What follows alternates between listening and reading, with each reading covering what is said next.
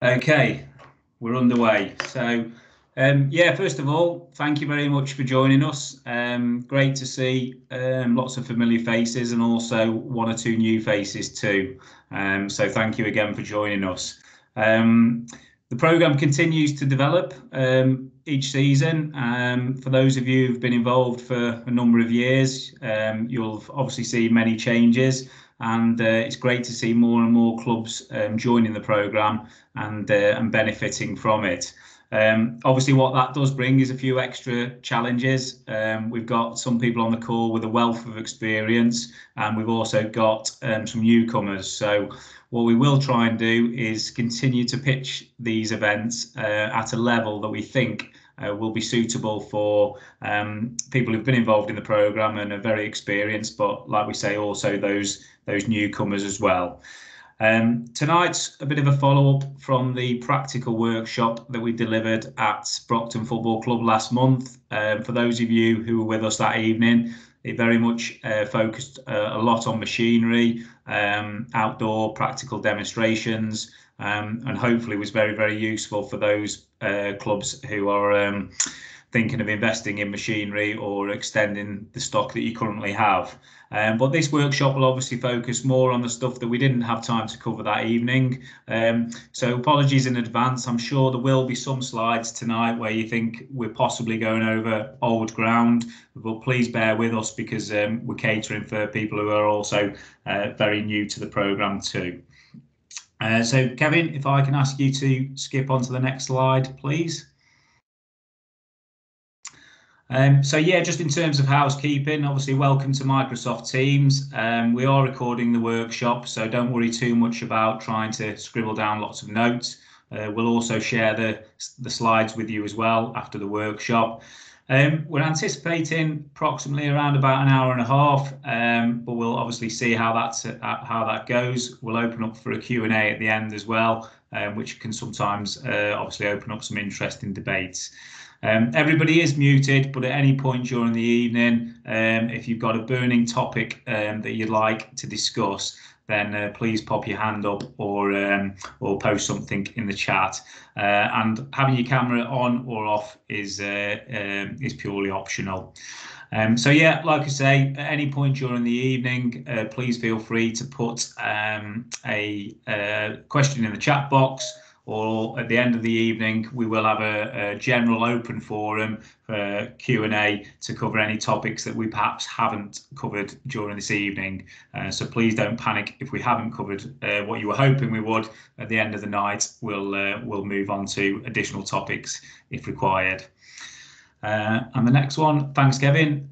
So just to confirm, the panelists, if you like, who are joining us this evening, predominantly for the bulk of this evening's slides, a name I'm sure you're familiar with, Kevin Duffield from the Grounds Management Association. Kevin is our regional pitch advisor. I know Kevin is going to talk a little bit about his role and his fairly lengthy involvement in this programme to date, so I won't steal too much of Kevin's thunder on this slide. Also joining us, who's been involved in the programme for even longer in Staffordshire, and that's Andy Jackson, who's the grounds manager at Stoke City Football Club. And between the two of them, Andy and Kevin, for those who've obviously been involved in the programme, will know what a huge resource and a benefit they have been to us at the County FA. And then the two chaps at the bottom from Staffordshire FA, myself, Gareth Thomas, and also Kevin Staples, who is the head of delivery at Staffordshire FA and covers a multitude of jobs, but facilities and pitches and everything that comes with changing rooms and essentially the resources that we need people to use to play football. Kevin will be covering that angle as well. So hopefully between the four of us, fingers crossed, we've got all bases covered this evening. So I'm going to hand over to Kevin shortly. I'm conscious I've got my scripts popping up in the chat box. Is anybody else seeing that? And if so, I shall turn that off. No, that's fine, just me then. So without further ado, I will hand over to Kevin and we shall go from there. Thank you, Kevin. Thanks very much, Gareth. Well, good evening, everybody. Hope you're all well. Thank you for coming along tonight, as it were. So the theme, as you can see, is raising pitch standards.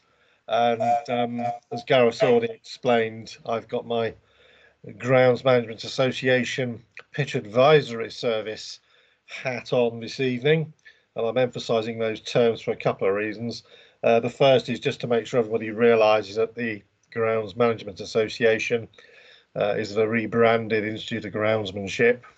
We changed the name and everything. That was in April of last year, I guess it must have been. And if you go on to the next slide, thanks, Kevin, and the next one. So I'm going to explain a bit more about what the Pitch Advisory Service is. So Gareth made reference to the sort of start of the programme, which in Staffordshire's case was actually in 2012. A couple of years later, the FA and the then IOG sort of took it, and the ECB and Sport England sort of took it to a kind of slightly different level with increased levels of investment.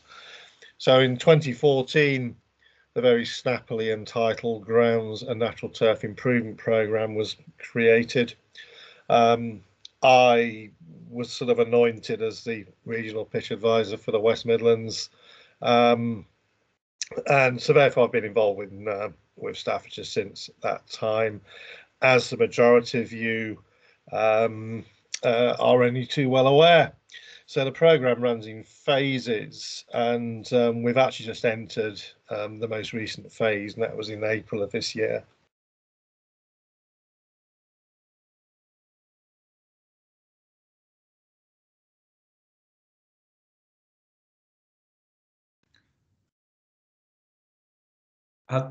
Has Kevin frozen, or is it just my computer? I think he's gone, guys. Yeah, I'm not sure if he's still frozen. No problem. I'll touch upon Kevin. I'm sure you probably noticed I disappeared then. Yeah, we did. I was just about to talk about the Pitch Advisory Service. Hello, can you hear me? I'm delighted that you're back, Kevin.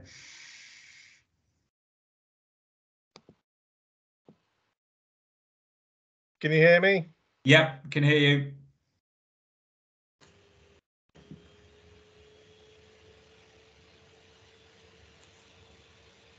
Doesn't sound like his connection's working properly at the moment. If anybody can hear me, can you wave? Yep, we can hear you, Kevin.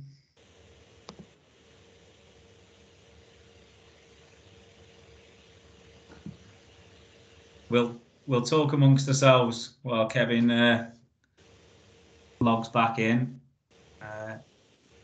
Just let him back in. Who was it at the start of this call that said that the technology was wonderful? Was it Charlie Hembry? You've got a lot to answer for, Charlie. Can you hear me? Yep, we can hear you, Kevin. Yeah, it crashed fairly spectacularly. So I think I just got to the point where I was explaining about the different phases and the fact that this new phase had started last year. As far as all of you are concerned, I kind of carry on looking after football, but I'm exclusively football now. And over on the right-hand side, you'll see references to some other sports. So we've always had involvement in cricket. And in fact, for the last 7 years, my involvement was in both sports. Now it's just football, but I've inherited Derbyshire and Leicestershire, along with my other 5 counties. But rugby union starts sort of for the first time within the programme, and the rugby league rejoins the programme. So one way or another, we've got a number of regional pitch advisors in the different sports, and including 1 or 2 of the management positions. We've got about 14 people, 6 of whom are dedicated to football. That will probably do, Kevin, on that slide.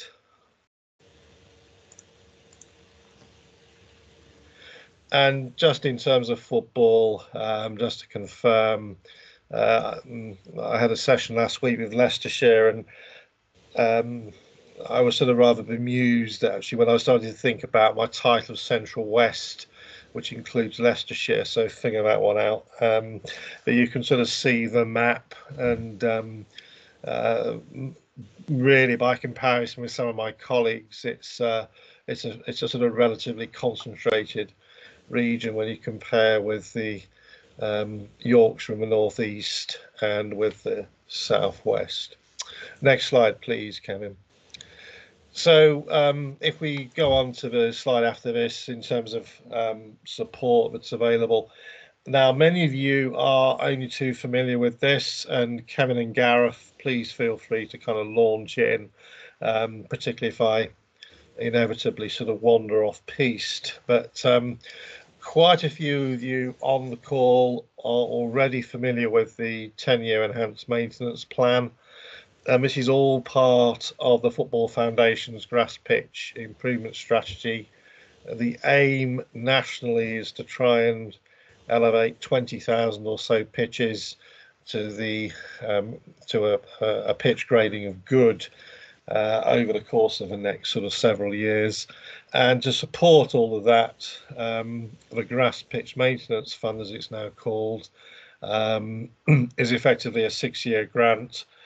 And depending on how good or bad or indifferent your pitch is, as most of you know, it can be the beneficiary of up to 2,500 per year for an 11v11 pitch, and we sort of refer to that as the Enhance programme.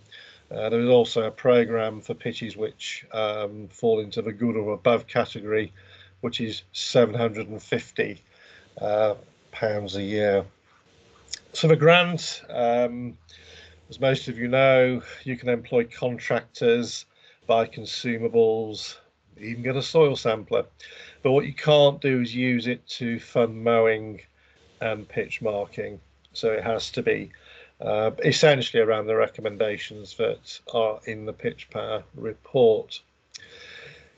So the Pitch Power assessment report, as you can see here, so some of you, or not all of you, but a large number of you have seen these reports, and hopefully there was some use. And the idea is that over time, we would probably look to fine-tune the original grass pitch maintenance plan that for some of you was developed sort of in the early parts of, let's think, 2020. So we're always in those reports, we are looking to try and sort of adjust things so they're site specific and so on. So a few of you are quite a long way down the road in so far as you're in your second year. Charlie at Cottage Farm Rangers, for example, is just at the start of that particular journey. So, Charlie was saying, well, this time of year, if I get my money in the bank, what do I do? And well, I said, well, the ground conditions are still pretty good. Get that deep aeration that I've been going on about for a long time, which is actually a lot of money for a site that Charlie's looking after 7 or 8 pitches, maybe a bit big, a few more than that. So what we want to do this time of the year, while the conditions are still good enough, is get a deep aeration done, and then sort of take things from there. So the idea is that we are focused on grassroots, and having a quick shafted down the list. I mean, you all fall into that particular category in the main. I think in the main. And if clubs fall into the sort of step system, so if they're in the step 1 to 6 bracket, then there are other ways of potentially accessing this type of funding through the Stadium Improvement Fund, which I think might be being revamped. In essence, if you do fall into that category, talk to Kevin S, and he'll try and sort of guide you through in the most appropriate way. to access, whether it's the phones I've just been talking about or another vehicle.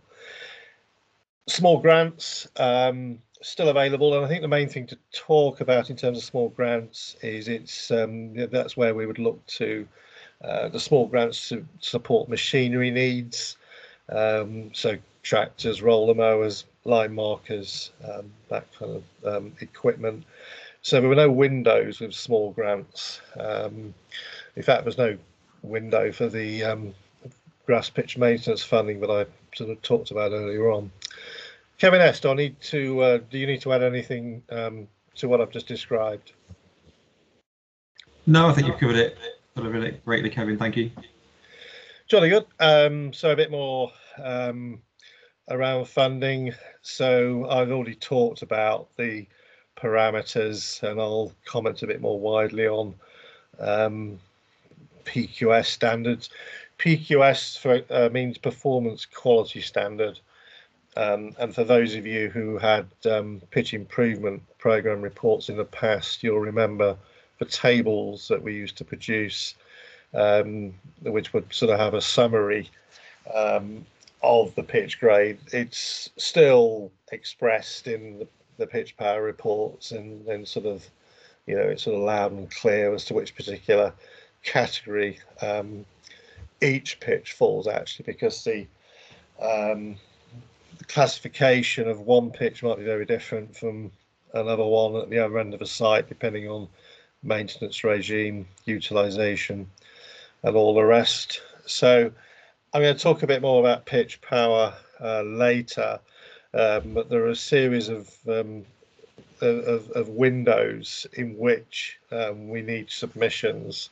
The critical one is between November and March, and you'll get sort of reminders from the foundation around that. And then there are a couple of other windows as well, and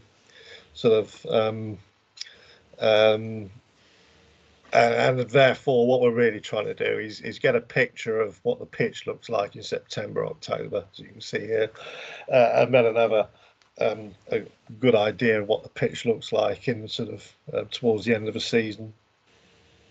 So there are various grant conditions which actually many of you are already aware of.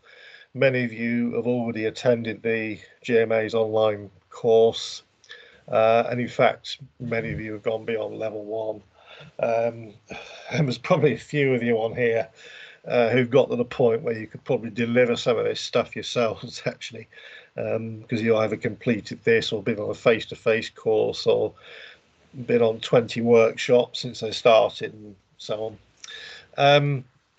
So in terms of what happens once you get the award, it's the club's responsibility to sort of identify suitable contractors.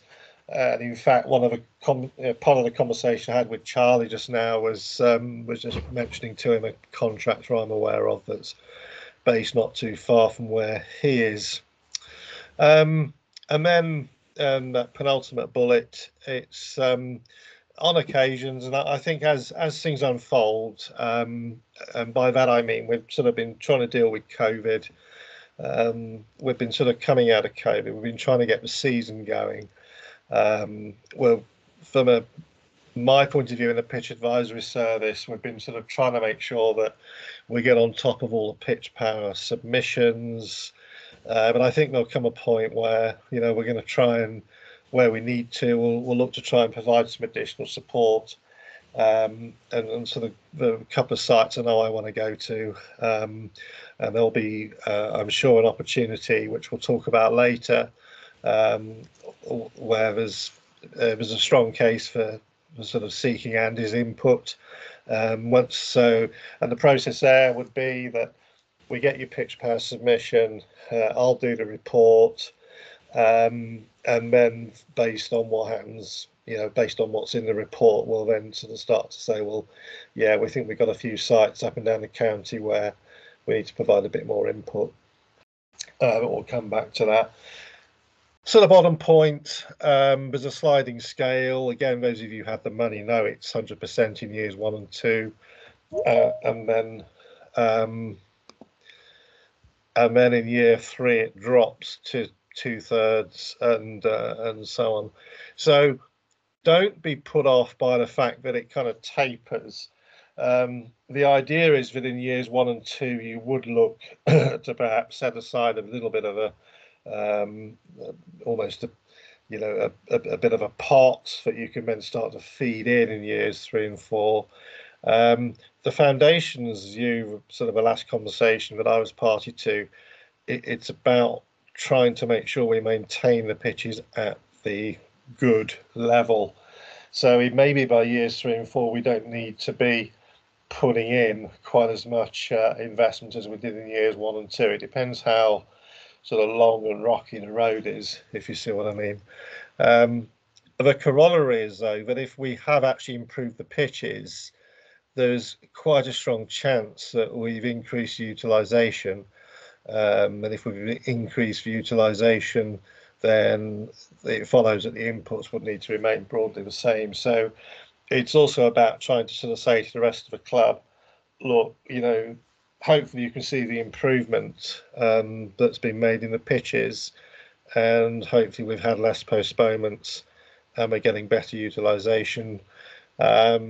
So that's justification for looking for, whatever the number is, whether it's, I don't know, £5 a player or £10 a player, or however we want to sort of build up that pot. So I think what we're saying in years 1 and 2 is to sort of start thinking about the different models that we might want to bring into play, together with how we think the club's going to look in terms of number of teams and the number of games and that kind of thing.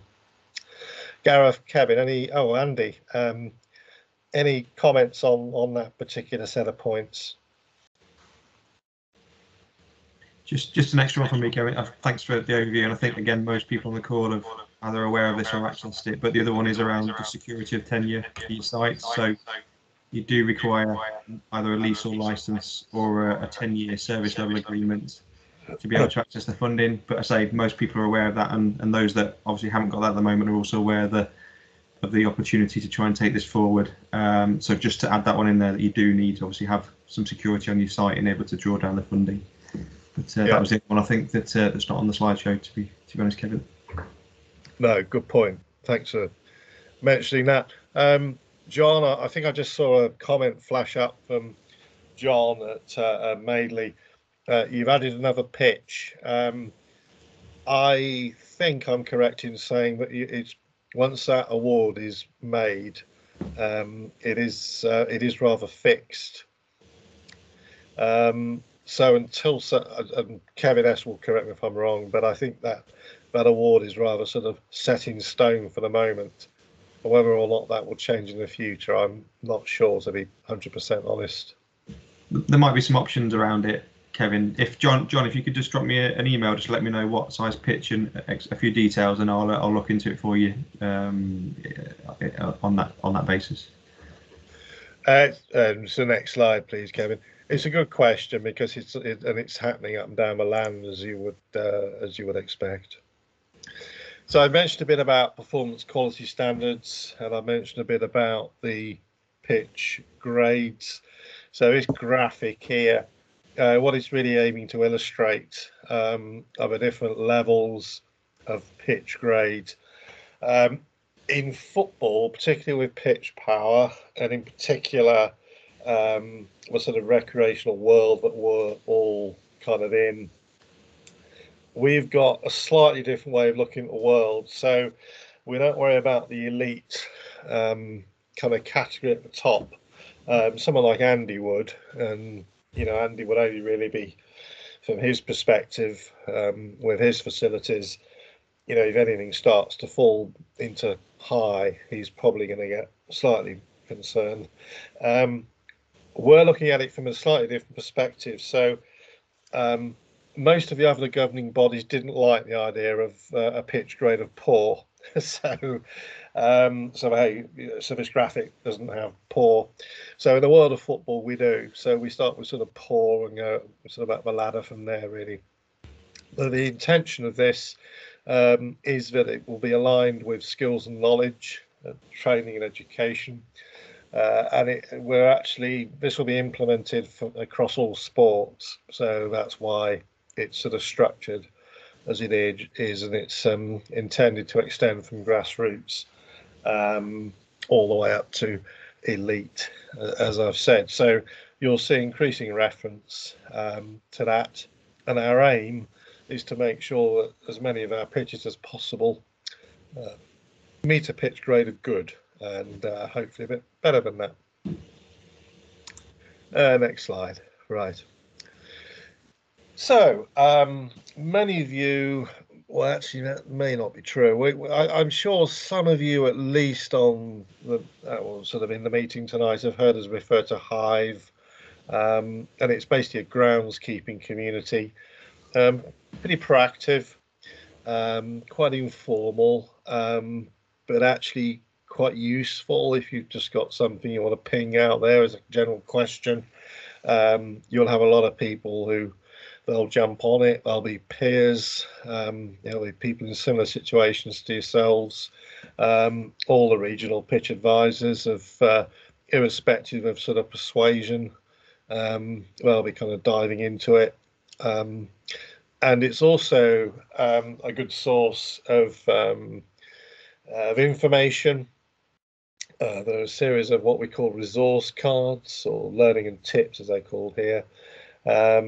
Lots of explanation about consumables, and the beauty of it is you can, it's an app, so you can access it all, from your mobile. If you need to find out information in a hurry, it's all there at your fingertips. So yeah, I mean, we're looking for as many people as possible to sort of sign up. GMA learning, and in particular training courses. This is just an example of what our sort of web page looks like, and I've probably mentioned this a fair bit already. So a number of levels, and you can see here a reference to the online level 3 for winter pitches, and you'll see lots of references here. I was commenting just now in terms of utilization, and you'll see the reference there to terms like carrying capacity and some sort of technical stuff in terms of drainage, soil types and soil nutrients and so on. So if you need to take things to the next level, then my suggestion is just have a look at our website, and you should find what you need is all there for you. Next slide, Kevin. And the other sort of reference point for you, and this all sort of falls somewhere between what you would cover in the online, but this is a great tool if there's somebody that's perhaps looking to give you a hand, someone who's just really new to it all, and you're really just trying to get them to first base. Then this toolkit's probably not a bad place to start, because it's all structured around each sport, and it's structured around each of the key operations, and started life as a sort of Sport England resource, which we've revamped, and as I say, it includes a number of different sports. Obviously we're interested in football.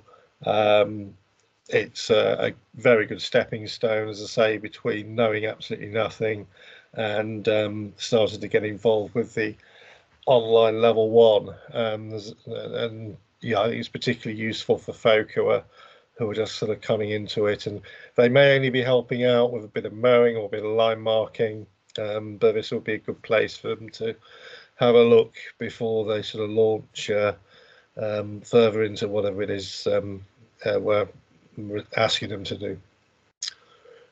Next slide. Pitch power. And next slide. So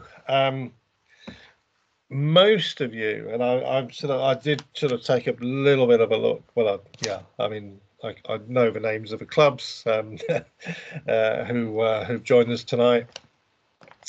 and I'm the one who I can't really blame anybody else if it's a slightly dodgy pitch power report, because I've kind of done them all. So what I will try and do in this section, because a number of you have done submissions, for those of you for whom this is all a bit new, what I would say is sort of almost the following. Pitch power is to get funding of any description, whether it's small grants, whether it's the grass pitch maintenance funding. This is your sort of double six to sort of start the game almost. You can't get the first base, without having a pitch power report. And it was introduced in September of 2020. So we've been running it just over a year, and you can access it, or the true aim is that you're using your phone, a smartphone, to actually access the app and then to undertake a submission. And I'll sort of expand on that shortly. But you can access the submission that you might be working on from your desktop quite easily, and you can therefore go in and make some changes to anything you might have input before your final submission. Now, as far as PitchPower itself is concerned, it's a web-based app, which means you don't actually go to Play Store and download it. What you're doing is accessing in real time a website, and therefore what it prompts you to do is, once you've sort of accessed www.footballfoundation.org.uk/pitchpower, once you've sort of done that, it prompts you to actually save that link to your home screen so that you can access it fairly easily.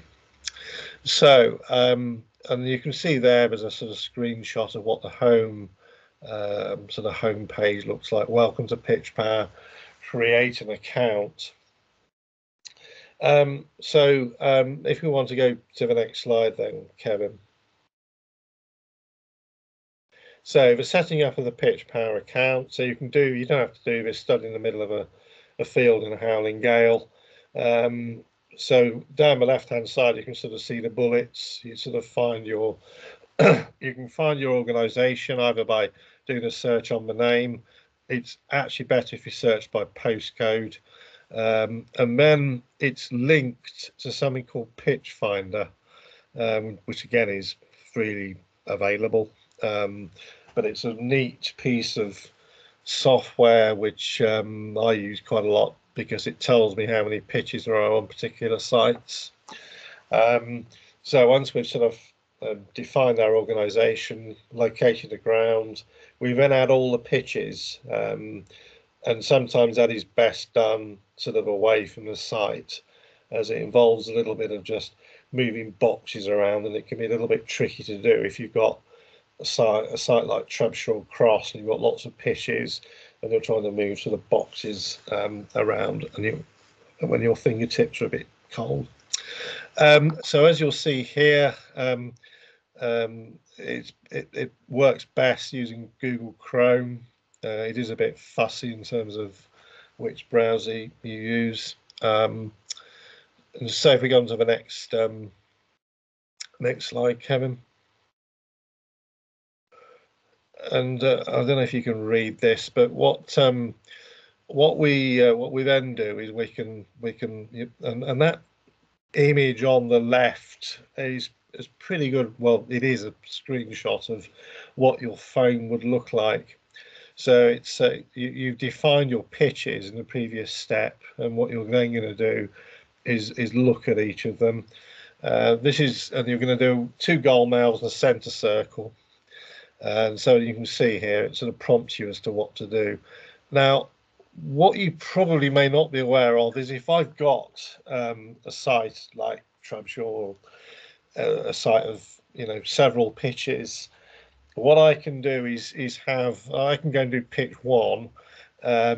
You know, my mate can go and do pitch 2, and his mate can go and do pitch 3, and so on. So you can all work on the same site, doing different pitches at the same time, which you may or may not be aware of, and that potentially saves quite a lot of time. What you cannot do is work on the same pitch. That doesn't work quite so effectively. And what I would also add before I forget, make sure you've got a full battery, because it does sort of it does eat up your battery reasonably quickly. Although I was out for a few hours doing something in Derbyshire, and it sort of I managed to get done what I had to, and even after sort of 3 hours or so, it was I still had a bit left. But full battery is a good is a good idea. So some of the you can see some of the other points that that are highlighted here. I mean, while we do need detail, we do need as much detail as possible around the maintenance that's carried out, your budgets, the equipment you've got, and you'll see here references to any training completed, pitch cancellations and the like. So if we next slide, Kevin. Grass height. So I've got to goalmouth 1, and it's going to prompt me, and it will say basically take a picture of your tape measure. You don't need a whole lot of kit to do this, a sort of spade or a large trowel, and a tape measure is pretty much all you need. And you know, we're not looking for anyone to go and buy a micrometer for this. When I'm looking at the report, I'm always thinking in terms of increments of 5 millimeters, so 25, 30 mil, 35, 40 mil. So you can see here, going up the right-hand scale, this is looking around about the 30 mil. And we do measure in millimeters. It does make it quite clear, but you'd be surprised at the number of people who would look at that, just put a 3 in the box, which obviously, I don't know if it's a test to make sure if I'm paying attention when the submission comes in. So that bit's quite easy. So if we go on to the next bit. So surface profile, not the best example because it's actually quite a good one. But what we're looking for are quantities of grass coverage. Now, what we need you to do is not stand where the goalkeeper stands and take a picture of bare earth. That's not going to help. So what we need you to do is to be balanced about it. For an example, for an 11v11 pitch, we want you to be in the 6-yard box, and we want you not to stand where the goalkeeper stands. So you need something representative within the 6-yard box. So where the person is standing pointing the camera straight down, I would actually, when I was doing what I was doing the other day, I was holding it at a slight angle so that I could get a sense of a slightly wider perspective, so that when I'm looking at indicating grass coverage, I'm not being underrepresentative. So it is a sense of balance. And obviously, you know, if I get submissions and every single surface grass coverage is a load of earth, and when I get to the line marking and see more grass than you can shake a stick at, you'll probably get a follow-up email. Let's put it that way. So hopefully that's all clear enough. So yeah, next slide, please. So root depth. Roots should be fairly obvious, and for those of you who've got really good eyesight, right at the bottom of this core sample, there's a little bit of soil. If you look at the right-hand side at the bottom, and there's a little bit of root sticking out, and most of us, I think, can probably identify roots. In most of your environments, we're looking for sort of around about the 100 mil, and in many respects you'll be achieving that fairly comfortably. But if they're not, they're not, and there'll be good reason for it, either a lack of aeration or a lack of turf nutrition, possibly combined with sort of poor soil. So that's probably enough on root depth. Let's have a look at thatch. Now this is slightly trickier. I had some real belters recently. I mean, yeah, anything from no thatch, which is quite interesting, because as you can see by these two red lines, most pitches in the recreational game are going to have thatch presence of about 15 to 20 mil. With highly used pitches, it gets kicked out. So often there is no thatch because it has been booted out. But where you kind of get people indicating sort of 40, 50, 60 millimeters of thatch, they've probably sort of misunderstood what thatch actually is. And it's this layer of, and you can see it's got different color, and it's a sort of layer of sort of dead organic matter, which is old sort of plant, died meadowgrass root actually is probably one of the main culprits, which is why we don't like meadowgrass. So that's thatch. So if in doubt, you need to take a wild guess, then put 15 millimeters in, and you won't be far wrong. This is a super picture of. This is great. When you're doing a line marking picture, give me a bit of perspective, because it gives me the chance to see what the rest of the place is looking like. It's one of the drawbacks of pitch power at the moment. There were no wide angle images, which when I know the site, it's not a problem. But if I don't know it, then it is. So yeah, a nice sort of broad perspective, and makes us all very happy. Next slide, please. Right. In a way, that some of these slides are a bit out of sequence, and when you first go into your to start your assessment, you are actually prompted for details of your equipment and also maintenance. Now, particularly at the start, it's really important to get this sort of as accurate as you can.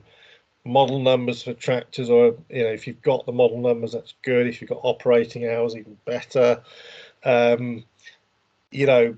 if it's too general, it's old, not sure, then when we come to perhaps looking at sort of replacement machinery, it becomes a bit tricky, because we don't actually know what the starting point was. Equally, after a few submissions, don't just leave this unchanged. Every submission you put in, this needs to be revisited along with the maintenance section.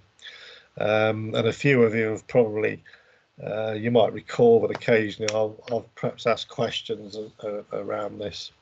So that'll do for equipment. I think maintenance is next. You won't be able to read it, but whoever has put this together has done a jolly good job. And interestingly enough, and he doesn't know I'm going to say this, and he probably won't thank me for saying it either, but I went to a session with lots of Gareth and Kevin counterparts. There are about 30 counties there. There was a facility and investment lead meeting at Leicester City's Sports Turf Academy, and actually the same material that I'm covering now, where we're covering with the county FA facility leads, and we pulled up an example of a very recent submission, which was actually from Four Oaks FC. This is NIT, but that was the example used. So full marks to Steve Ward. So if anyone's looking for top tips on how to complete the equipment and maintenance sections, then Steve's your man. So well done on that, Steve. Yeah, so that's probably enough on that. Next slide, please. Yeah, and this is where, and you'll get prompted for each pitch. Cancellations, that's pretty important. If you're able to put training hours and mash hours, that's pretty important. And if it's dual sport, that particularly cricket, where you've got the transition from winter sport to summer sport. That's quite important as well. That's probably it on pitch power. I think if we go to the next slide, and it is. So I think before we launch into this next section, we probably ought to pause. I need to pause because I need a drink. And I don't know, I haven't checked the chat or anything, so it's probably a good time to ask if there are any questions on all of that. Quite a lot of ground covered, literally. So I'll open that one up. Yeah, thanks, Kevin. I was just going to say the same. Sorry, I'm just getting. Okay.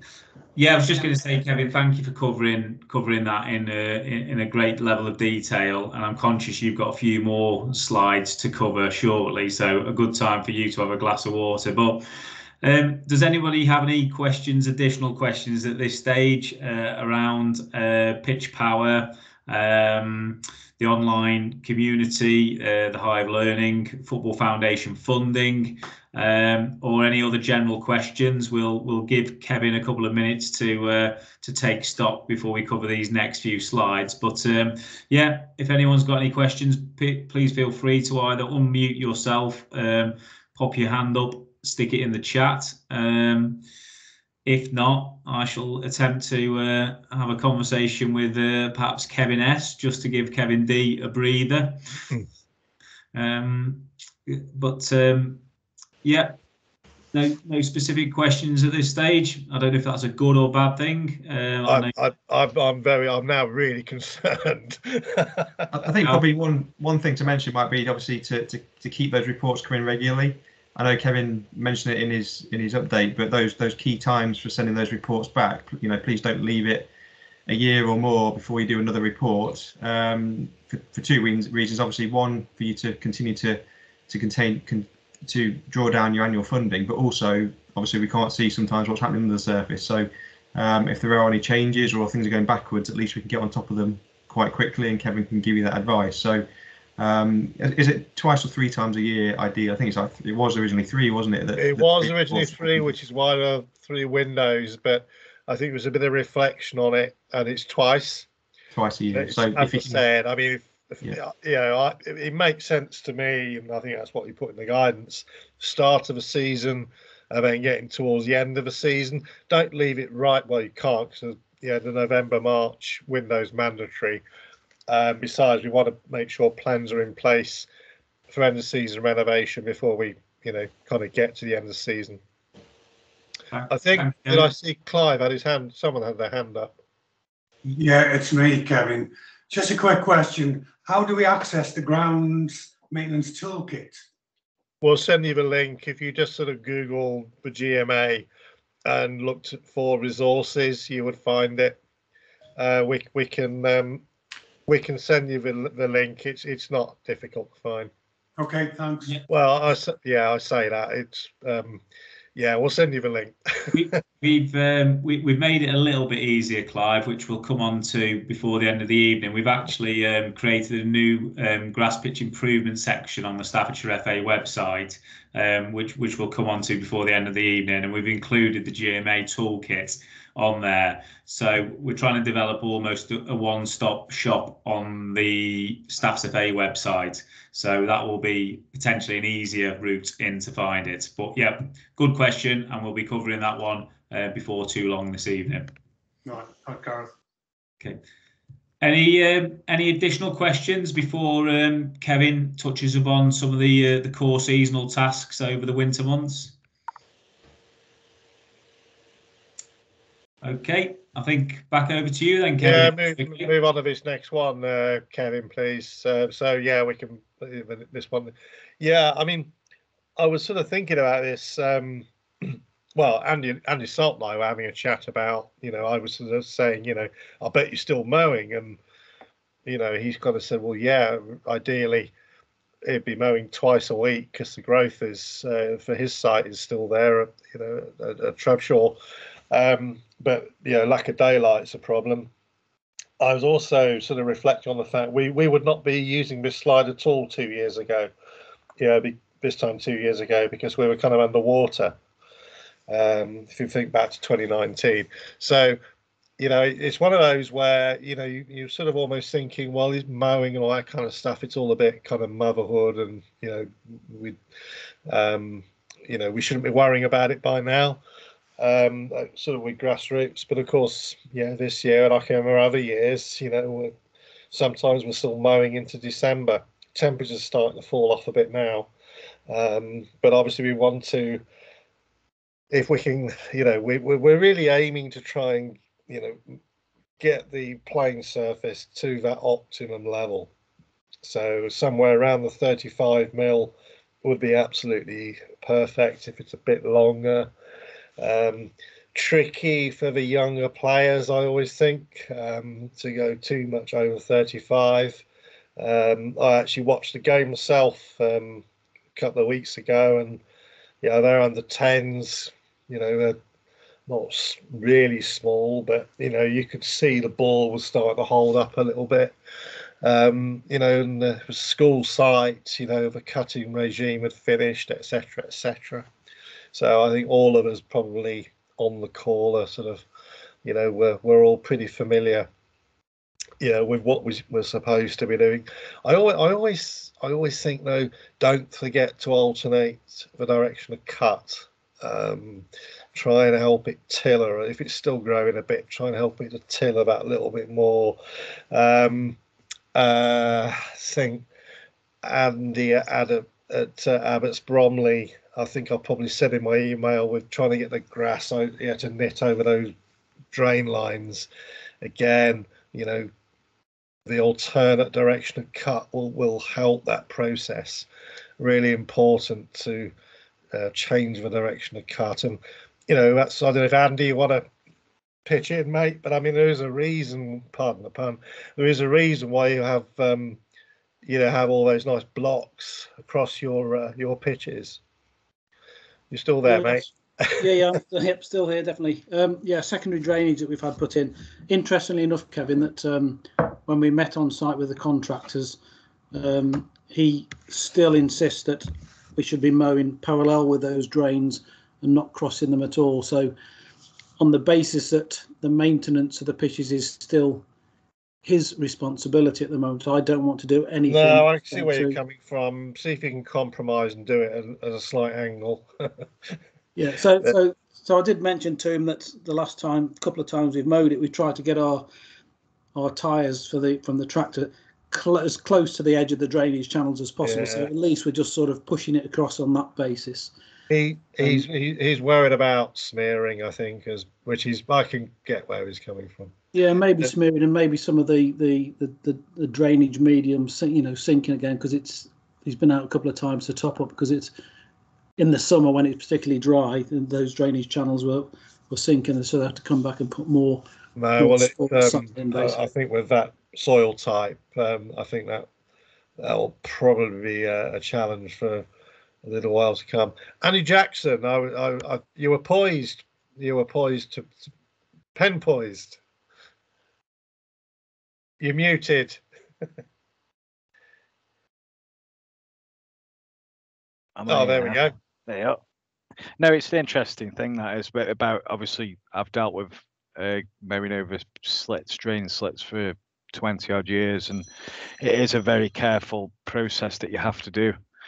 And then until you're totally happy with how those lie, you've got to go the same way as the slits. Unfortunately, we have to do it for a number of weeks at our location, at our training ground. So until they're bedded in, there's only one way you can go, unfortunately, with them. Else you'll end up rutting the surface quite badly, to be honest. But now you've got moisture in the ground, they shouldn't move that much anyway now, so you should be okay.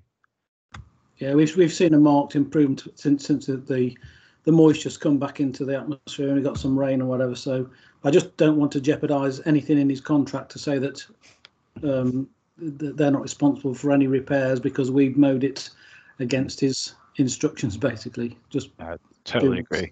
Yeah. No, if that's the way they want to do things. But I mean, what are, you know, collectively, what are we doing with our mowing heights? You know, I said 35 millimeters as a sort of broad optimum. Anybody got any other views?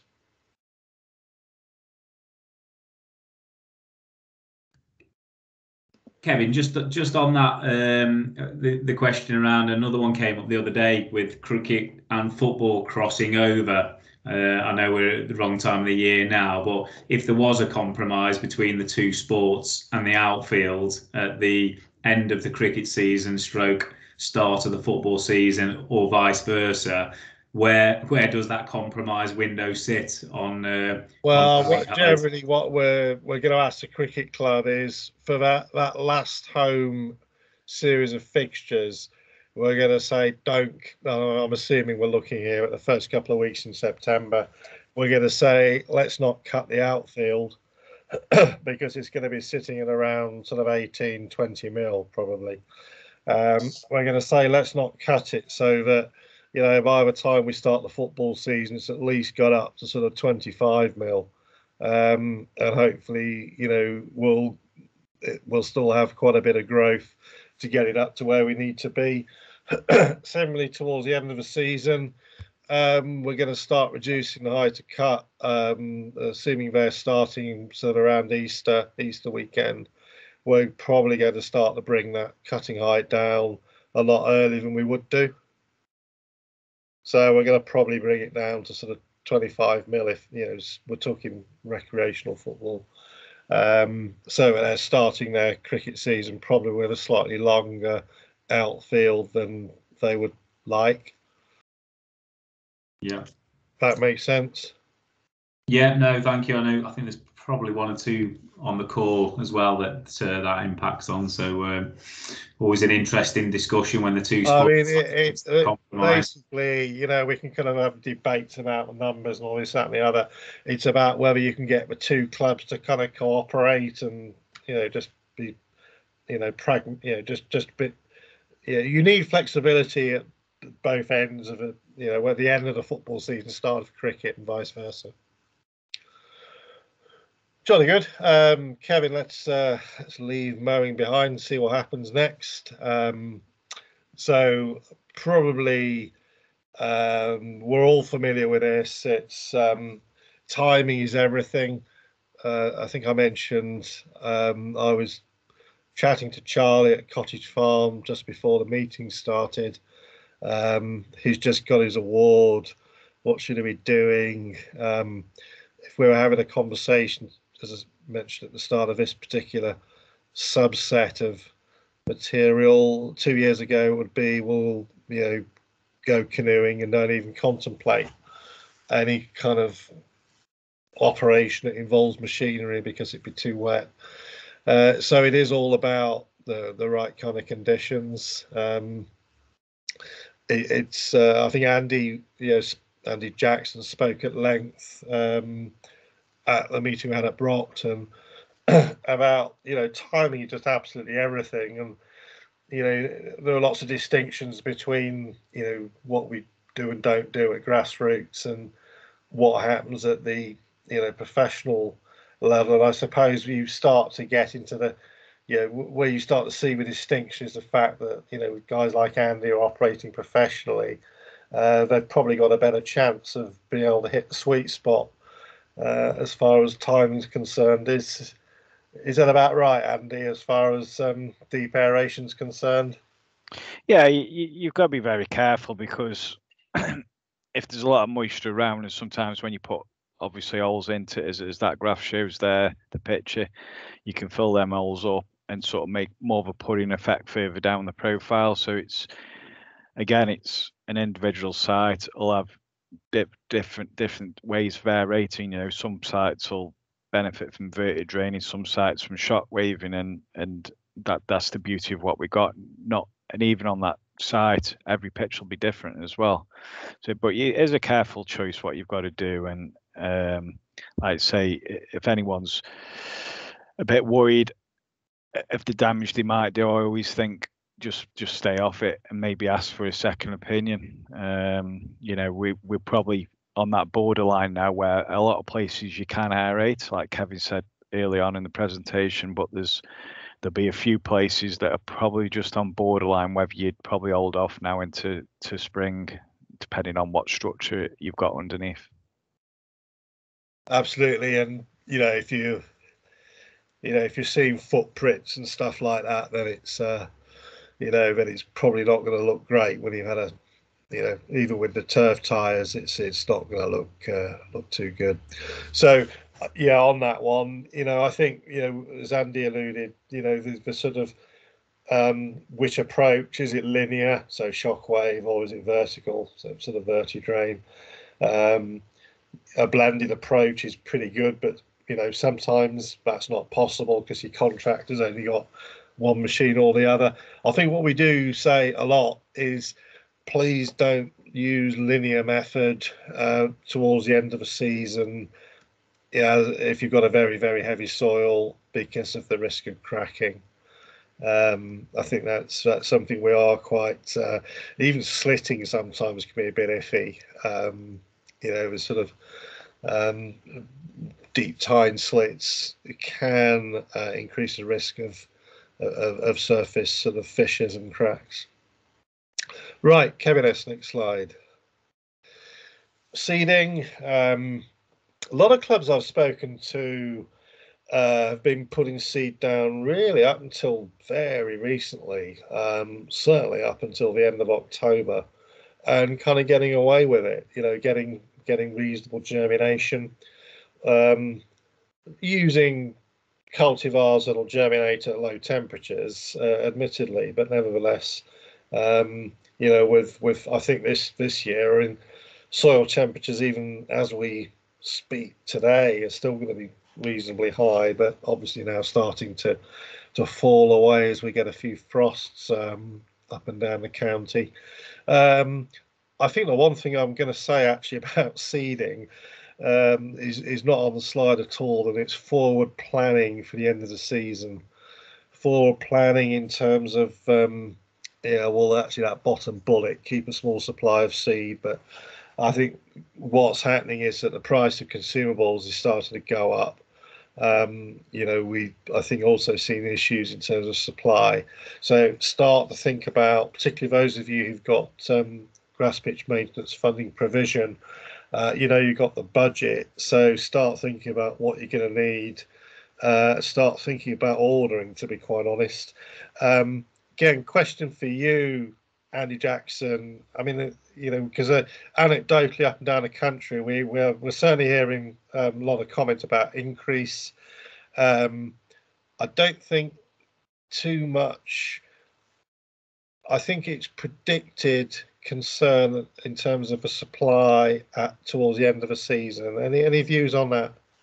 Yeah, I think this is obviously come to a point with what's happened with the will, but also going further down the line, when you read into it a little bit more, obviously a lot of these cultivars are breeded in Europe, and farmers are getting a lot more money for wheat and various other things as well. So I think there was quite a big knock-on effect in the price down to the farming price as well. So I'd certainly be looking at buying your products, at least placing the order by February, March, if you've got the funds in the bank to do that, to be honest. You can order the product and have it delivered in April or May, but I'd certainly be I wouldn't like to go panic buying, but I think I'd be a little bit organized. We had to do it with the sand last year. We struggled with sand, obviously, because the quarries closed down during the pandemic, and it was a really hard try and get hold of certain sands. So if there's any projects on the go, if anyone's doing any drainage projects, especially drainage projects, I'd certainly be on the ball with everything. Yeah, thanks, Andy. I'd heard as well that HS2 was sort of doing horrible things to the price, and they got first refusal. And somebody said to me, even Tottenham had to wait 7 days. It's been a nightmare. Concrete. If you try get a bag of cement round here, not that we won't use cement on pitches, but it's the same. It's all going to the train line. unfortunately. Yeah. So yeah, I think my main message on on seeding actually does indeed relate to end of season rather than anything that where we're sort of past it now. So we are where we are with our grass cover. Next slide, please, Kevin S. I actually saw recently, I haven't seen too much of this, but you don't want a scenario, and I'm sure the vast majority of clubs on here actually are a bit wise to this now, and you can kind of see the problem emerging and sort of doing something about it. So obviously what we don't want, you can see from the top image, I mean, there's grass everywhere except in sort of 2 or 3, probably not even 2 or 3 square meters.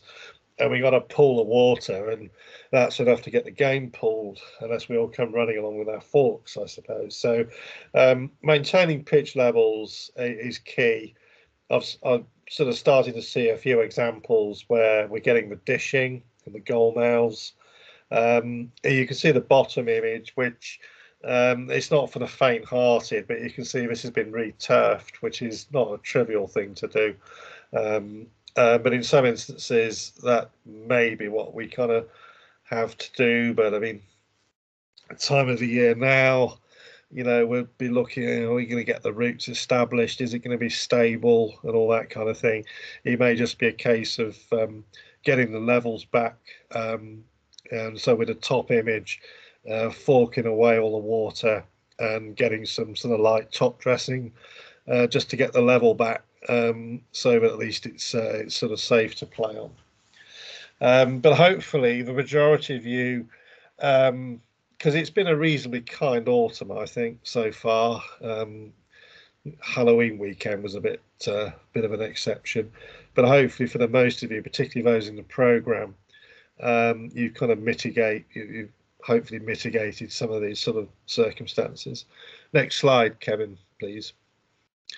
For those of you who get the reports, you'll probably, many of you will have sort of read the section on turf grooming, and it goes something along the lines of this would be a really cool thing to do.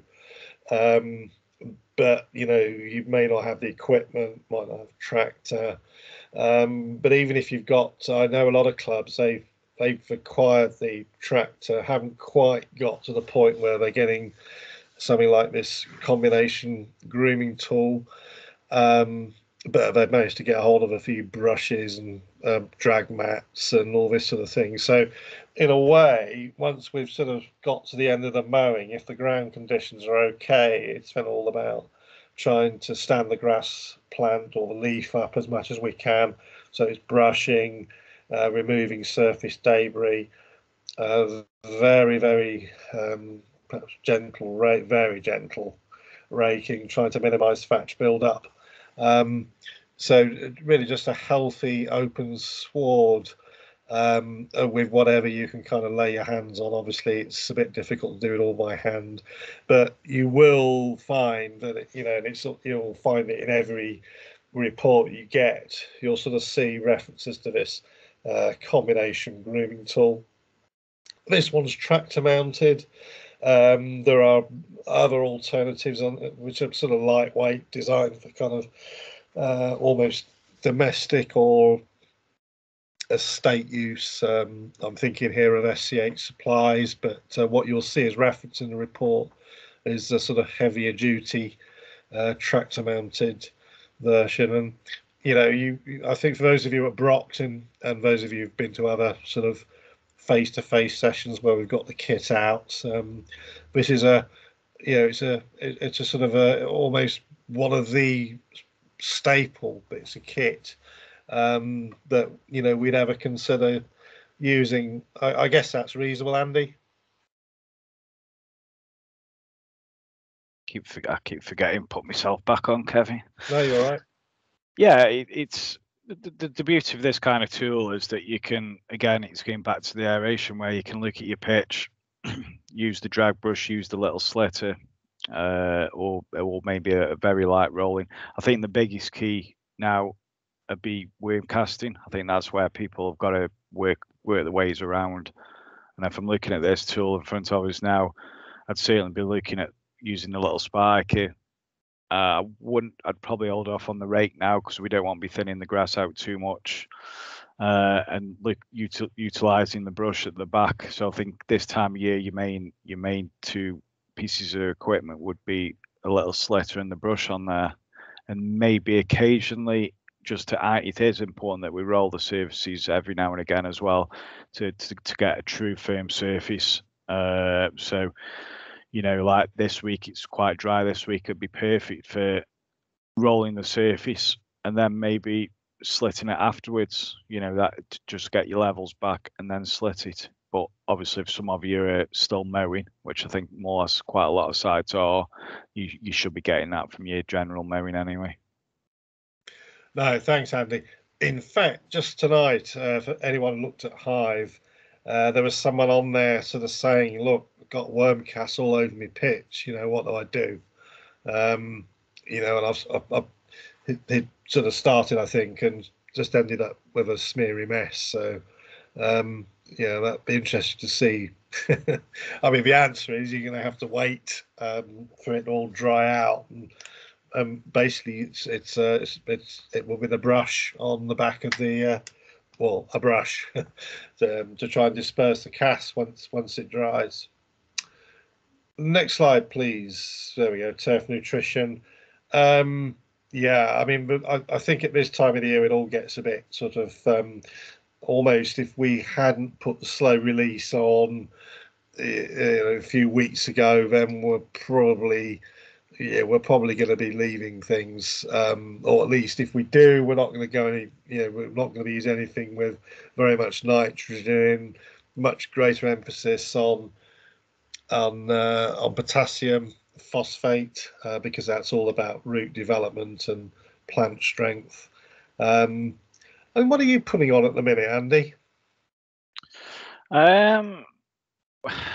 Depending on the soil, the clay pitches we've got at the training ground, we quite obviously every feed, and we're using a slow release fertilizer, which we apply around every 6 weeks, and then we top up with liquid feeds, to be honest. And in terms of the ratio, we're probably putting something like a sort of 4% nitrogen and around 10%, 12% K. But one of the biggest things we're using a lot of is a lot of calcium, obviously to strengthen the plant, and also it's quite good for the algae as well, keeping the algae away. So we use a hell of a lot of calcium now, a real lot of calcium and sugar as well. So, and it's quite. The prices have come down with these products as well, so you can get a very balanced product at a very good price, sort of the liquid feeding, because obviously at our place as well, we don't use chemicals, so we don't apply pesticides, nematicides, we don't apply anything, so everything we do has to be very carefully thought of, and that's the same at the stadium as well. We had horrendous disease issues last week with the temperatures. We had a lot of fusarium all around I think on around 7 pitches, really bad. But we dealt with it, so there's a lot of that knocking around at the moment. No, thanks, Andy. And there are a few points there. Forward ordering would be another one. The reference Andy made there, that NPK of 4-10-10 is almost your sort of textbook autumn-winter formulation. And Andy's also getting into what we call a trace element. So you mentioned calcium. We could be looking at manganese. We could be looking at iron. We're looking at sulfur. There's one that begins with an M, but I can never pronounce properly. Molly something or other. They all have their kind of part to play, and it kind of. And to get the answer as to how much of those trace elements we kind of need over and above the P and the K, then it sort of draws us to soil analysis. So you might find me saying in some of the reports, especially when you're going to buy a boatload of this stuff, I think, especially those of you on the programme shelling out quite a lot of money, get the soil analysis undertaken before you kind of spend a lot, so that we can fine tune. As Andy said, he sounds like he needs to sort of top up the calcium levels. sounds like the P and K are reasonably kind of predictable in that sense. So I think we sort of strongly recommend that. You know, Andy's also mentioned, you know, what he's trying to do with liquid liquid feed. Might not last as long, but probably pretty cost effective. And possibly the way we're going to go in the future, because granulars are just going to, I think they're going to get more and more expensive, if I'm honest. Well, Kev, I think we've got to think of the environment as well, haven't we? This is where a lot of it is going, to be honest. And you can get pretty good liquid feeds now. It's very competitive liquid feeding, and there's good competition. And we've done a lot of research on a lot of products this last 2 or 3 years, which we can open up to you guys as well at some point.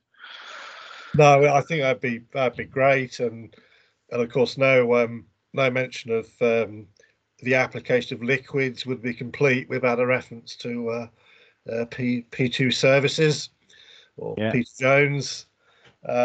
You know, in the obviously there are others are available. You know, staffs have always had a great relationship, and so does Andy with Peter. Ring him up and have the conversation. You know, see what the options are. Yeah. Start thinking about, you know, if you're going with Peter for your selective, in terms of weed control, you know, towards the end of the season, talk to him about what else you could be combining with that to give yourself a spring boost. Yeah, may not last as long, but you might find it's a very cost effective way to do things. And you'll, again, many of you will have sort of see me reference it. Kevin, if you don't mind me jumping in, we've been looking at that type of year when you're looking at your selectives and other things. We've been looking at sort of defatching products as well, sort of organic products that obviously microbes break down the fatch, and they've been quite successful up to date. And also in reducing power as well with certain products, we've got some good research. So in terms of people and building programs, you can mix quite a lot of stuff together. There's a lot of compatibility now in products. And just before I go off, Kevin, the one thing I was looking at the soil analysis, going to the worm cast, is getting the pH right of the surface as well, because you know the worm getting a certain pH and with a grass pitch, the worms don't like certain levels of the pH, and if we can lower the pH as low as we can but without it affecting the grass, the worms tending not to like it. But if you've got a high pH pitch, normally the worms are quite active, to be honest. No, that's a good point. And I mean, most of us probably can't afford you know, irrigation particularly, but you know, bear in mind that if you're using water from the mains, it's neutral, even maybe slightly alkaline. And we're really, when, you know, on the old pH scale, you know, ideally we want it below 6. Anything below 6, and the wormies aren't as enthusiastic, or at least the casting ones. Yeah, because I can't remember. It's either 26 or 27 species of worm, and only 3 of them cast. Is that about right? Yeah. Yeah, it's 3 casting worms. It's trying to work out the 3 species, and that's what's always caused all the arguments about carbendazim and the products that we can't use anymore. No, great. Kevin S, next slide. So I think we've probably covered most of these points. Yeah, it goes without saying, you know, sort of make sure your machinery is up to scratch if you're still using it. And I think we've covered the brushing points. You know, the hand forking still has a place. It's very difficult with a very large multi-pitch site for sort of divoting, but you know, if you've only got a single, I say only, you need help. But yeah, post-match divoting is important to sort of preserve the sort of pitch integrity. I think we talked about equipment, and I think we've talked about keeping the surface open. And yeah, it's knowing when not to do something, and knowing when it's just time to put the kettle And next slide. There we go. So yeah, keep yourself updated, and Gareth's I think pulled together for almost a sort of staff's kind of groundskeepers guide, including all the links and all the rest of it. Hive is a good resource for it. Signing up with even the GMA newsletter. I mean, membership would be great, but just sign up for the GMA newsletter. Doesn't sort of cost you anything. There's a lot out there, I think, these days. You know, it's there's so many sort of sources of information. You know, you can see people putting stuff out on, you know, there's our Twitter feed, there's the Greenkeepers and what they do, and you know, lots and lots of sort of sources of information.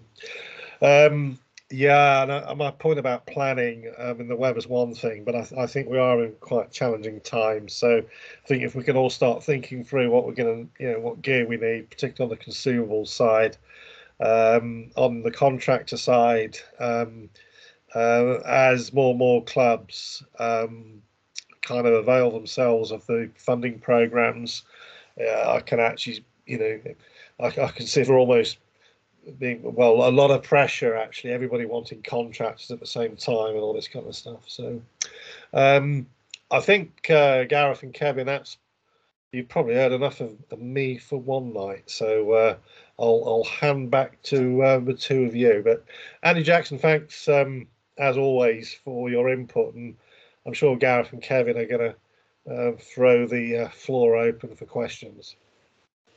Yeah, thanks so much, Kevin. You've covered a lot of information there in a lot of detail without hopefully leaving everybody's head spinning. So thank you very much for covering a lot of information, and to Andy too, for bringing it to life in terms of a grassroots perspective.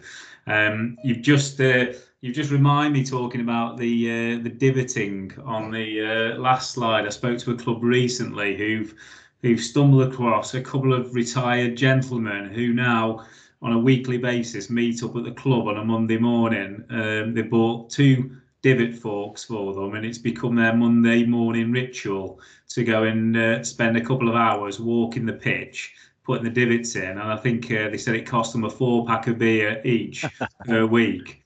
So this club, I think, are quite pleased with the investment they've made, and have sourced 2 retired gentlemen who live around the corner from their pitch, who, by all accounts, quite enjoy getting out for a bit of fresh air and a good catch up every Monday. So for those of you who possibly fall into that boat, if you're lucky enough to know anyone who may be retired and wants an excuse to get a bit of fresh air and have a gossip on a Monday morning, buy a couple of pitchforks and perhaps a 24-pack of beer, and there might be a couple of new volunteers just around the corner. So, but no, thank you again, Kevin. We will share these slides. John from Madeley has asked in the chat. Yeah, we will share all these slides and a copy of the recording so that you can go back over these and digest the information at your leisure.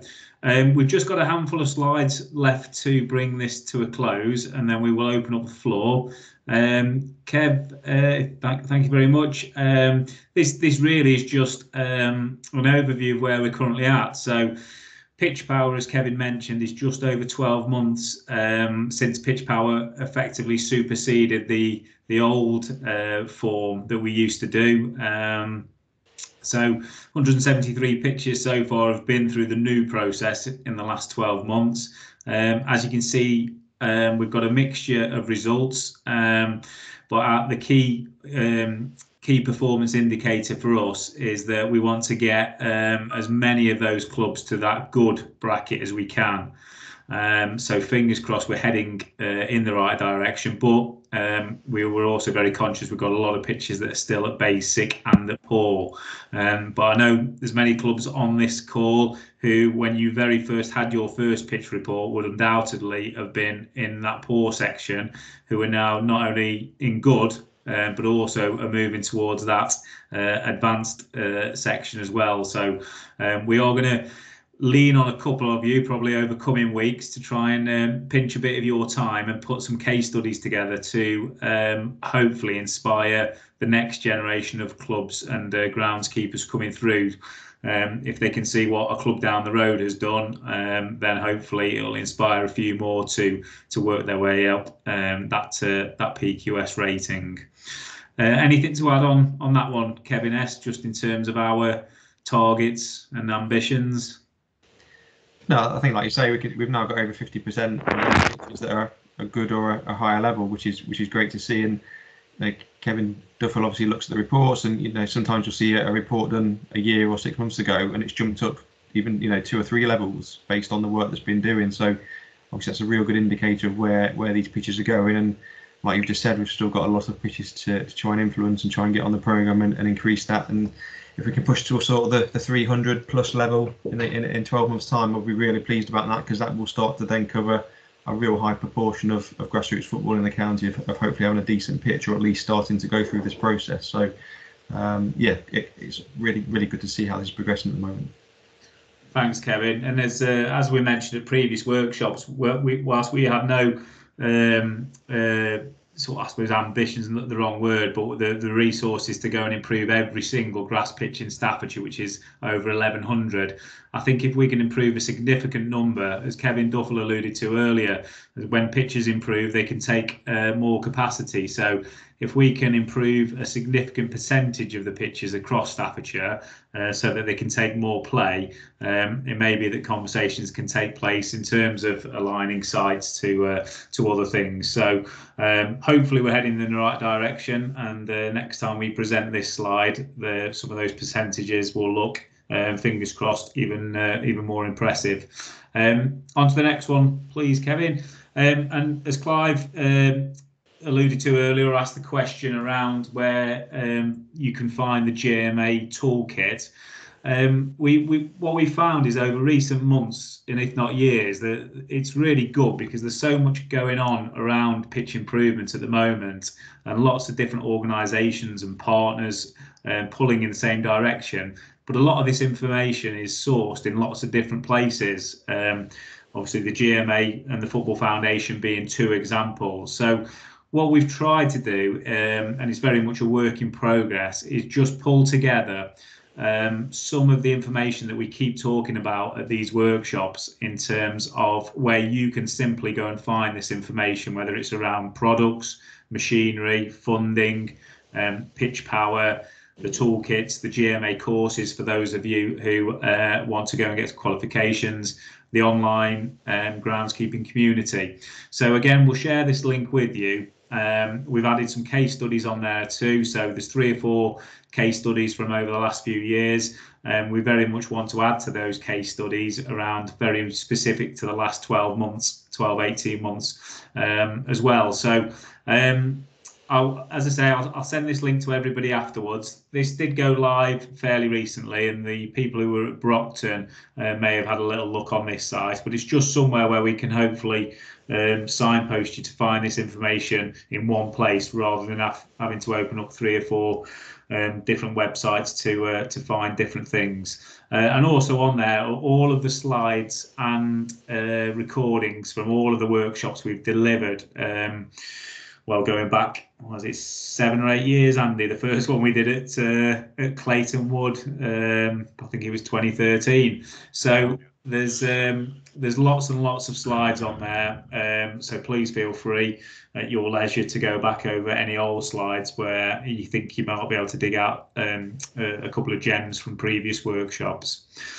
Okay, next slide, please, Kevin. And yeah, just we've kind of I don't know if going full circle is the right word, but as the programme is developed, as you probably know, Kevin and Andy spent the first few years of this programme very much out and about on the ground, and that was how I suppose your journey started, was with a visit from Andy or Kevin, and then the production of a report. and then we went from there. As Kevin alluded to earlier, Pitch Power now is whether you're new into the system or you've been involved for years. Pitch Power now is very much the entry into any support, whether it's a report simply for advice or a report to draw down funding for investment into your pitch, investment into machinery, etc., etc. So, however, what we are very conscious of is that whilst Kevin Duffel now has to spend a huge amount of his time producing these reports, not only just for Staffordshire, but for the many counties that he's now covering, we are very lucky in Staffordshire that we do still have boots on the ground. And whilst Kevin will still come out as and when he can, and there will always be certain sites and projects where we need that to happen, we're very lucky that we've also got Andy in our county, who's been a great supporter of this programme. So for any clubs who have gone through the process, they've got their Pitch Power report, whether you've drawn down funding or you haven't, or you're unsure about what seed to invest in, what fertiliser to invest in, what you should be prioritising first in terms of if you have a budget that can only stretch so far. Clubs quite often ask where are our priority areas in year 1, year 2, and we're conscious that there's only so much information you can sometimes digest by bouncing emails back and forth from each other. So should anyone ever want Andy, and all being well supported by either myself or Kevin Staples, to come out and visit the club to just bring the pitch report to life, if you like, in terms of asking the questions that are in your report that you may not either perhaps not necessarily fully understand, but where you think you should or shouldn't be prioritising the funding that you have. So that service is available. It's not, the idea of this service is not to produce another brand new report for you, because we're very conscious that the Pitch Power reports that Kevin produces are very, very detailed, and hopefully you've all found them very useful. This service is more about coming out for some face-to-face discussions on site, problem areas you may have, problem challenges you may have, or just simply to chat through your Pitch Power report and possibly identify some of your key priorities, particularly short term. This won't be done in isolation, so any recommendations or concerns will all be fed back to Kevin. So the loop of the four of us is very much maintained. But we have had clubs who've had Pitch Power reports and have found actually that they would still like a face-to-face visit and a chat, particularly when they've got something potentially problematic. So whilst this service has never really gone away, whilst Pitch Power has kind of taken over in the last 12 months, and obviously COVID impacted on what we could and couldn't do getting out to see clubs. We just wanted to, I suppose, remind you or advise you that service is still available to clubs should you wish to invest in it. And as I say, this could be something you want to do regularly. It could be something you perhaps want to do every couple of years, or if you've got new people coming along, it may be a good chance for them to ask questions of a professional face to face, as opposed to trying to summarize your own report. So I've hopefully summarized that process and that service in reasonable detail. But Andy or either of the Kevins, anything from yourselves on that front, just in terms of how this all fits into the whole process, if you like? No, I'm more than happy to help Kevin. We will work together very well, and no doubt if I visit anyone, I'll be speaking to Kevin on the phone, and we'll be trying to work out all the various things. But for me, it's key that we have that face-to-face interaction, and it's very hard when you can't see sometimes a pitch right in front of you. I'm lucky that I can just nip over to Newcastle, or nip to Stafford or Cheadle. I'm quite lucky to do that and see them live, because you've got to see these pitches sometimes in a live mode, and Kevin can identify that, and I can look at it and speak to Kevin, and I'm sure we'll always come up with a plan, don't we, somewhere, Kevin? We do. but you're quite right. I mean, you know, the you can. My view at the moment is that, you know, 80%. Pitch power will kind of get you 80% of the way down the road. It's going to cover most of the bases, but you know, it's not going to cover, particularly for sites that we don't know. Yeah.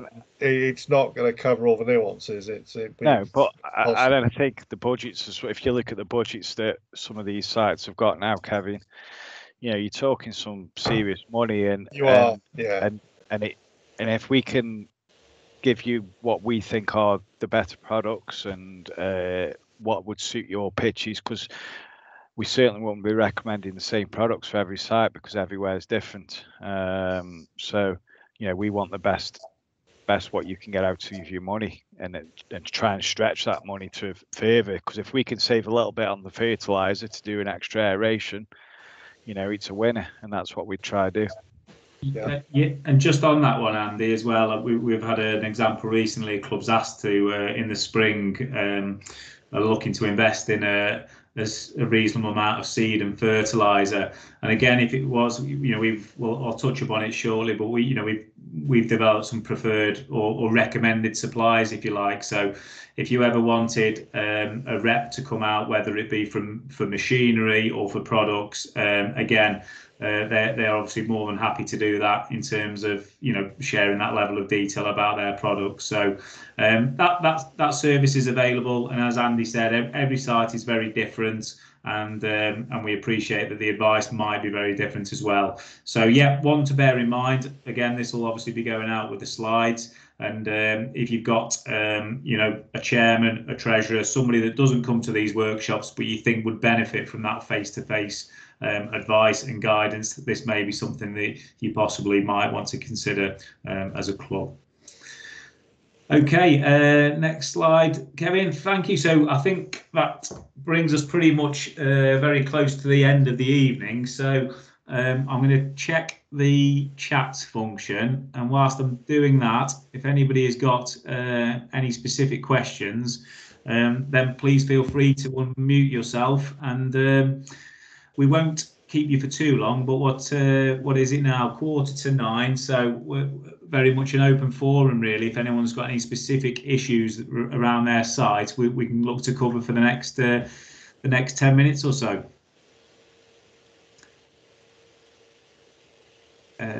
Yeah, just looking at Andy Salt in the chat. I think Andy Jackson has gone back to you there. So that's great. We've got a couple of hands that have gone up. Is that you, Charlie? First up, Charlie Hembry. Yeah, it is. Can you hear me? Yes, we can hear you. Yeah, I was just wanting to just clarify that obviously the offer you've got there for visits, and I needed to go back to obviously what Kevin Staples said right at the very beginning about our affiliation. Obviously, we're Birmingham, so do we need to be going to Birmingham County for this help with dissecting the pitch power report, please? It's a great question, actually, Charlie, and my gut feeling is to answer that. No, it will be absolutely fine for you to access that service. However, I am conscious sometimes that local politics can get involved. So, Kevin Staples, do you think there would be any issue with? No, that's fine, Charlie. We've supported you obviously through this, and you know, the site is in Staffordshire, so don't. No, I think from a geography point of view, it's probably one that probably one I'd get involved in, to be honest.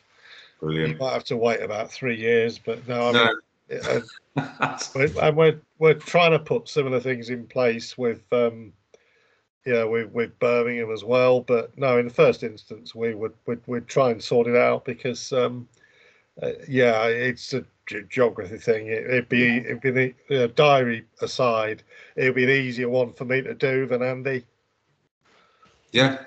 Yeah, and I joke about politics. We've got a pretty good relationship with all of our neighbouring counties, and obviously we have similar questions. People around the East Staffordshire border with Derbyshire. So, no, obviously here to help as many sites as we can, particularly when they're on Staffordshire soil, like yourselves, Charlie. So, who should I speak to you direct, Gareth? Yeah. If you could, we don't want to bombard Andy. Conscious he's got a fairly important day job on his hands up at 365. So if you come through us initially, and then we can liaise with Andy and get that set up for you. That's brilliant. I really appreciate that. Thank you very much. Yeah, no problem. Clive, Dean, you got your hand up, Clive? Hi, can you hear me? Yes. Yeah, a couple of points I want to raise. Maybe one for Kevin and one for you, Gareth. First one for Kevin. The PIP updates. I think it was last January, Kevin, you issued all the PIPs for our Staffordshire Lads and Dads sites with a view to Andy Jackson will go around, do some surveys, and then update them with the latest information. Can you tell me, has that been done? Because I know I went with Andy around a couple of them, and he made some sort of suggestions, and so did Gareth, but I've never seen any of them written down anywhere. And that, I'm mainly talking about machinery recommendations. So what is the latest with the PIP updates, please? Yeah, I can answer that one initially, Clive. I think I was on those visits with you. So there was, Kevin Duffield will correct me, there was a time when the pitch power reports couldn't be edited. That has now changed, I believe, but I'll let Kevin Duffield answer that one. We were also very conscious at the time that we didn't want clubs to have two separate reports. So we didn't want them to have their pitch power report and then a separate report from Andy that potentially conflicted. So the whole idea behind the process now is that any visits from Andy and any recommendations, and not just from Andy, we're getting clubs contacting us now whose priorities have changed, budgets have changed, and they need their pitch power report updating because they need a bigger piece of equipment or whatever it may be. So in terms of the editing of reports, is Kevin Duffield, you look frozen on my screen. I don't know. Are you still there, Kevin? Yeah, I'm still here. Yeah. So in terms of, I suppose, that generic question, obviously we can come back to Clive from the specifics, but the generic question around updating pitch power reports. No, we can. The reason my screen froze, I was probably trying to find the last time we had a submission for some of our lads and dads sites.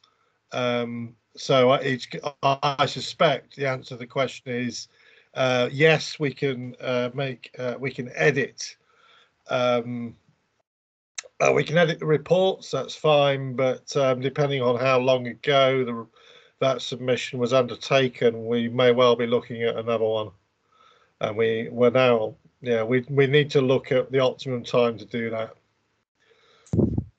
Yeah, so Kevin, just on that, so I'll get my head around it as well. Now that the process is in action and the fact that clubs are submitting 2 pitch power reports per year, any updates that are required, so I think in some of the case of your sites, Clive, bigger equipment, that will naturally be picked up now when the clubs resubmit or when they submit their next pitch power. Is that correct, Kevin D, in terms of once you receive that information, then ultimately that report will then be updated?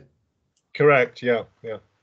Can I just ask then, on the pitch power reports, the person who completes them, is it available to other people as well within the organisation, or is it unique to that person that actually updates them?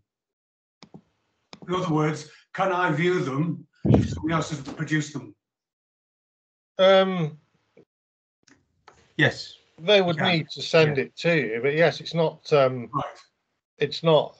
It's not a sort of secret scribble. I mean, and whoever the recipient, whoever submits the report or submits the assessment would receive the report along with Kevin S. So you would just need to make sure that they forward it to you. Right. Right. Yeah, so the report comes back as an email, and then you click the link on there, and it gives you your report, which you then just need to save as a document, as you did with the previous report. So that can then, Clive, be shared with everybody and anybody. So the only person who gets it back is the person who submitted it via the email address that's supplied. But yeah, after that, you can save it and do what you want with it. Well, as you know, we've had a significant change in other people doing our reporting in the last couple of months. So hence why I asked the question. I mean, I've just been looking, and I mean, I think it's fair to say that we're probably looking at fresh submissions. Eastwood Hanley is over a year. Row Lane, I think I've just looked, it's 314 days. So I think we're into the realms of fresh submissions. But it's something I don't think there's huge value to be had by kind of a lengthy discourse on it right now. No, fine, okay. The other one was on pitch power. As you probably know or aware of, I've taken over the running of Wellbeing Park at Yarnfield since June this year, and there's been no maintenance done there for 2 years. The pitches are in need of some urgent, serious maintenance, which hasn't been done, and there's been no budget for. Now, I just need to understand the process of actually starting the pitch power reporting. Do I just log on and commence it, or do I have to have a different method of actually starting the process off? So that I'm then on the system. What's the process? Yeah, I'll start by answering that one. I'll let Kevin come in terms of the.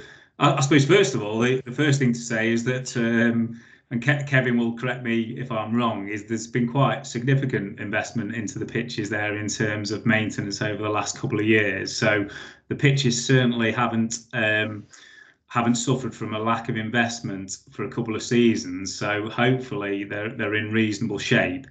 But the question around effectively now submitting a pitch power report would have been done for the previous regime. But I'm guessing Kevin D, Kevin S, is it a case now that the site will require a new submission? The next window of submission, if you like. Yeah, just log on via the process that Kevin's mentioned earlier. Plot the site, name the site on the application, and away you go. Yeah, you can just use the website link. Yeah, I wasn't aware there was any pitch power in place for Wellbeing Park, so there was a submission over 12 months ago, but I think obviously, like Kevin said, we need a refresh on them. But I can I'll pick up a conversation with you tomorrow, Clive, if that's okay, and we can I can help you to it. That's not a problem. A lot of queries on that side of it. Yeah, I mean, just to be clear, because I don't quite follow the comments you made insofar as the last submission was in December 2020.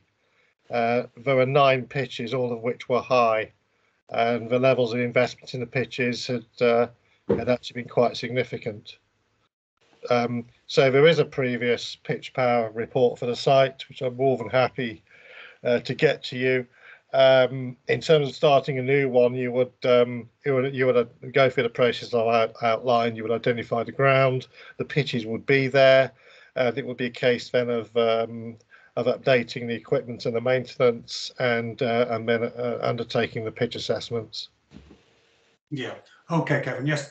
Yeah. As I say, I wasn't aware there was already one in place, but I'm quite willing to actually carry it on as if nothing's changed. So just a matter of just getting it from you and seeing where the starting point is. Yeah, we can get that historic report back to you.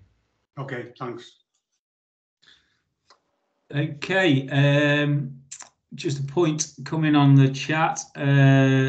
Excellent, John. You were on my hit list to approach for a case study at Madeley White Star. I think you're a great example of how this funding and this programme has really taken your pitches to another level. So thank you very much for offering to do that, and we will be in touch shortly to pick your brains on a general timeline and the actions that you've taken in recent times. So thank you for offering, and that offer goes out to everybody on this call. So if you're pretty proud of what you've achieved in recent times via this programme, and you'd be happy to put together a few bullet points, we can bring it all to life. So we don't expect you to sort of write War and Peace, but if you can give us a timeline of when you embraced, whether it be funding or contractors, just a timeline of operations and where you think your pitches have gone and got to.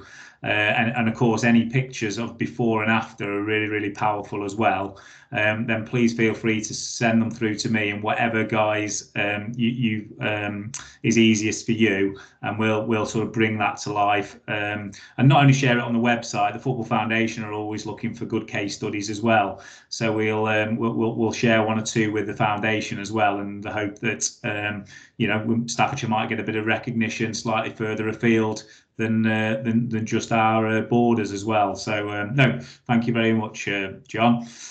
Okay, 4 minutes to 9. We'll try and get everything wrapped up in the next 4 minutes. Does anybody else have any burning questions before say a thank you to our presenters and also yourselves as attendees?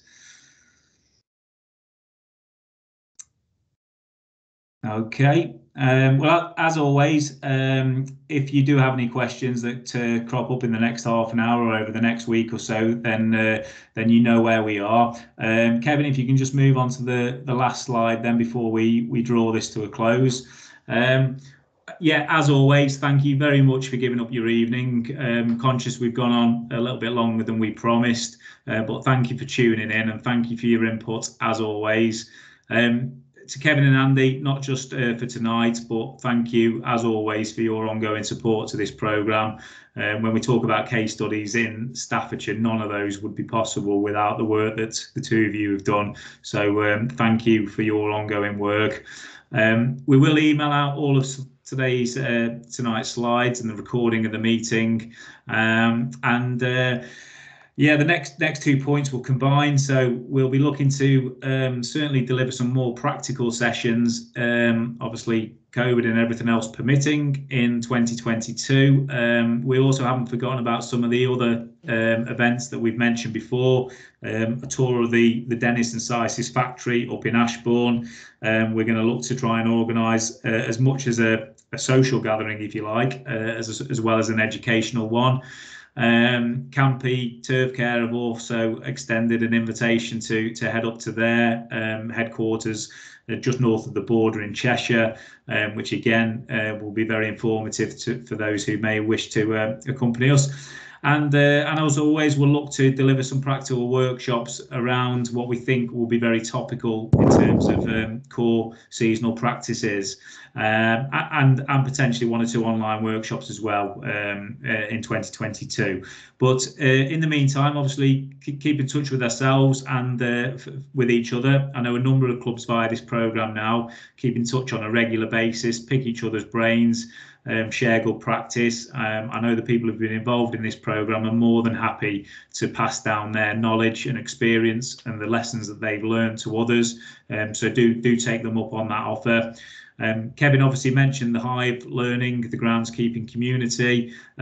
Just noticed tonight there's been a bit of an interaction from Staffordshire on there. So please keep logging on there and hopefully picking up a few new tips. And yeah, aside from that, thank you again to you all for your attendance. Our email address is there at the bottom, should you have any additional thoughts off the back of this.